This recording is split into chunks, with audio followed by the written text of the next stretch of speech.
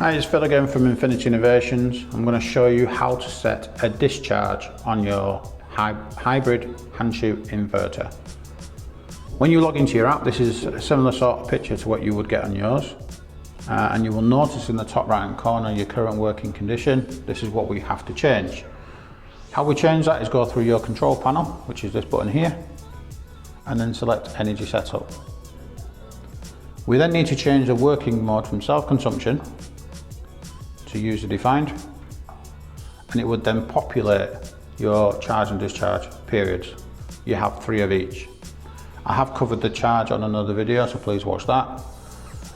I've pre-populated the discharge times. Again, all you'd need to do is just click on it to change the actual times. If I just change it slightly for you so you can see it actually working. Let's change it to 4:01. That's now changed and it tells you it's successfully sent. That means it's actually got to the inverter. You need to be mindful of your actual discharge power as well. And you need to make sure that you are aware that if you discharge at the full rate, your load will take off what it needs from that value.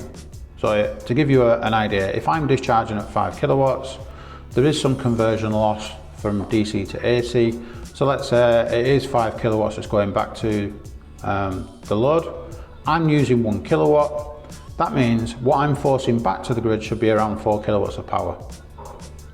So you're always going to use some of the energy before it gets exported. Please do bear that in mind when you're setting this time.